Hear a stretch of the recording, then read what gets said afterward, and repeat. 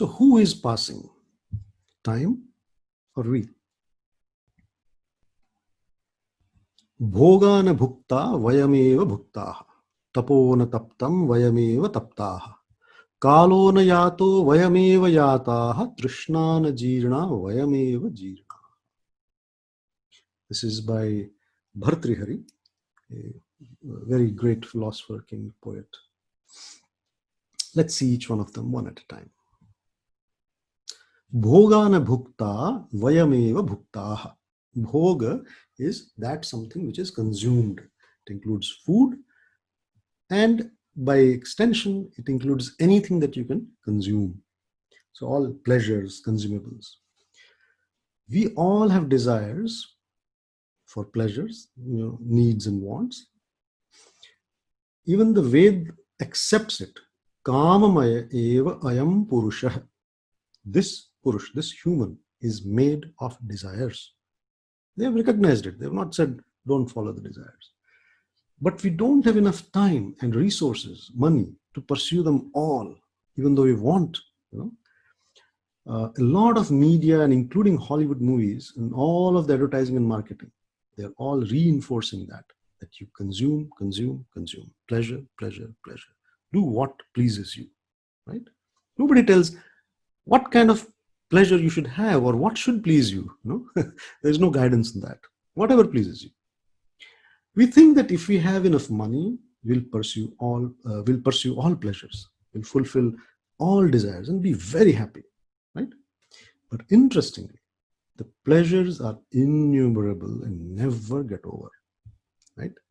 For example, the number of pizzas we can consume is only limited by our stomach, not limited by our taste buds or the pizza maker. So they can keep on serving you pizza after pizza after pizza. But at some point of time, you'll say, I had enough. I don't have space in my stomach.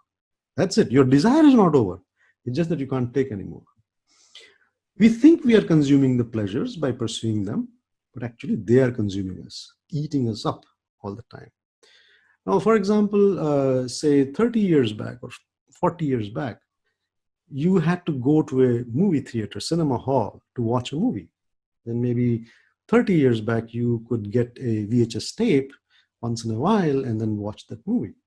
Today, you could actually stream non-stop 24/7. You can binge, and not just on Netflix, but on Amazon Prime and Hotstar and whatnot, right? YouTube. How much can you consume? Already so much pleasure, so much movie, so much of sitcoms and all these things have been created that you could non-stop, 24/7, watch it for 10 years and it will not get over, right? Market has no control. To enjoy all the pleasures coming at us at a rate of gushing oil well, we must earn more, work more, have less time or patience for others and family because we have to work more. We have to get more loan, then stick to our current job that pays bills, but sucks out the blood. And then one day we'll realize we can't consume any more pleasures because the doctor has advised against it. No sugar, no fat, no tasty stuff. All your desserts are gone, but the pleasures are still there. We don't consume the pleasures, they consume us, especially when uncontrolled. Tapo na taptaṃ vayameva taptāḥ. Tapas literally means heat, right? Tapaman is temperature, and it refers to austerity, hard effort, And this particular instance, tapo na taptaṃ vayameva taptāḥ, that austerity, we are not doing the austerity. Austerity is doing us in. So this refers to those tamasic tapas. Austerity is done for kind of show off or to get a boon or a competitive attitude or with an ego. Yeah, I can do it, And rather than for the true purpose of refining and distilling and purifying oneself. So the tapas that is done of the body, so it also refers to hardships to the body that some sadhus would do, standing on one foot for 10 years. You'll find such people not cutting the nails on one hand at all till it becomes unhealthy, not using the hand. For example, this person has the record of holding up his hand, right? Nothing personal about it, but there is nothing to be achieved by this kind of a tapas. His hand has become unhealthy and useless, right? Or any such feat that are just external hardships. So the external hardships are not the best way of doing tapasya. Mind is the most important thing. Mind controls the body. So if you do tapasya of the mind, that will actually improve your mental tenacity. That is the tapasya you should do. You should never hurt the body unnecessarily. No extremes, as we saw in the previous one, right? There should be a balance of all these things. The real tapas is of the mind, not getting angry, being kind to all, being selfless, being punctual, all these things. When we do hardships, we bend backwards for competition or for show off or for pride or whatever. We are not getting any benefit from it, except that we are burning, spending ourselves. Now, there's a shlok from the same Hitopadesh that we had covered earlier. Ijya adhyan danani tapah satyam dhritihi kshma alobha iti margoyam dharmasya ashtavidha smitah. What it means is yajna, knowledge, giving, charity, austerity, and truthfulness, steadfastness, forbearance, and non-greed, not being greedy. These are called the 8 paths of dharma. Out of these, the first 4 usually end up being used for showing off, for increasing our ego, feeding our ego, because it affects others. Others can see it. Oh, he's a very charitable person. He's a very noble person. He gives. Oh, he's a very hardworking, austere person. Oh, he's a very knowledgeable person. Whatever, right? The last 4 are the ones that actually are the true tapasya, right? Because saying truth every time, that is very difficult. Being steadfast, even if in the face of adversity, that's very tough. Not being greedy, that's very tough. We are good people a lot of times, a lot of people, because we might be caught. What if you found something very precious and nobody's watching? There's no CCTV camera, there's nobody watching. Who can resist that? Now that is the true tapas, right? We are not burning the competition. The competition is burning the competition, or the hard effort, the body tapasya that we're trying to do. Tapo na taptaṃ vayameva taptāḥ. Kālo na yāto vayameva yātāḥ. This is the next one. Time flies when you are having fun and stops when you are bored. In reality, time is not even moving. It is just us who are moving. We are the one who are passing by, passing on, and finally passing away. We are all like small airplanes at an airport, each taking off, landing at its own schedule.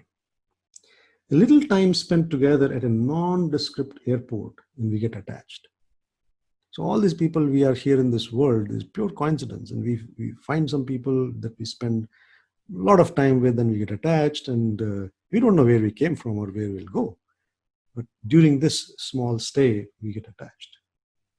But time is always constant, no matter what relativity says. It is our perception of time that changes. Even relativity says that time is relative to the observer. So time is not spent. We are spent. Next time, don't try to kill time. A lot of people will say, oh, I'm just trying to kill some time. I got something, I got some time. You got something for me that I can kill some time? Some whatever movie or TV serial or whatever that people, or some people might read some book, that's fine. So next time, don't try to kill time, for it is only us that are being killed every minute, every second. Some think of what a long life they have lived, and some at how little is left. Should be content with a good life, else rush and do some good before the flame goes out. Don't just let time pass. Do something worthwhile. While the worth is still there, while you're still worthy of doing something. For after a while, you won't be worth or while. tṛṣṇā jīrṇo vayameva jīrṇā. This is the last one. Thirst. It's not just for water, it's also the inner thirst for desires. So there is pleasure and there is thirst. The pleasure is outside, the thirst is inside. There was a time when the variety of pleasures was less. And maybe desires also got stunted very quickly. Today with the technology, even the variety of pleasures has gone up. Variety of pleasures. Even if the pleasures already innumerable were to be limited, the desires are never limited. The thirst never gets over. We get over. Unless we learn to be content, there is no getting over thirst.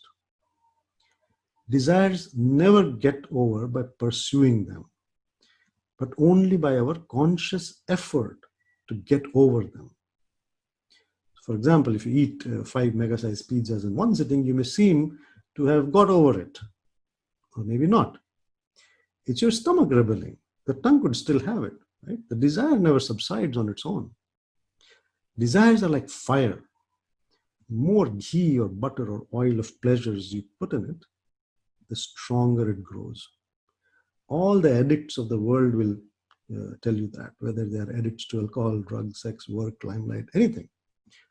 The more you work, the more you want to work. The more you drink, the more you want to drink. For example, if there is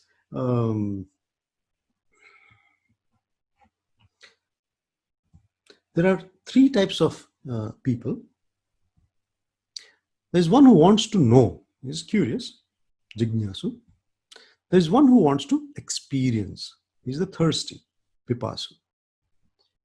And then there's a third type who wants to go beyond both knowing and experiencing. He wants liberation from it. He is a mumukshu. For example, if there's a glass of water on a table, one person wants to know everything about water. It's chemistry, physics, geography, environment, importance, whatnot. But he has not much interest in drinking the water. Yet another may not know much, but he wants to drink the water because he or she has experienced the thirst and wants to quench it. But there's another type, third type, who would say, I want to go beyond thirst, for thirst keeps coming back. There is no permanent cure to thirst. And one may want to just be done with it, solve world hunger by removing hunger or going beyond hunger, right? That would be a great solution. Now, there's a small story that comes in of the king called Yātāḥ. He was one such king. He had thirst for desires, and due to his transgressing the lines of right conduct, he was cursed to become very old in his youth by his own father-in-law. Now, he had not fulfilled all his desires. So he asked his sons to loan him their youth. And all of them refused except one, the youngest one, Puru. He agreed. But even after 1,000 years of pursuing the desires with this borrowed youth, Yātāḥ was not able to satisfy his desires. And finally, when it hit him, he returned the youth to his son and took renunciation. And he said, desires don't stop by succumbing to them. Fire does not stop by putting more fuel into it. And all the wealth and resources of the world are not enough for even one addict of pleasures. Desires don't get old even with old age. Only the body gets old.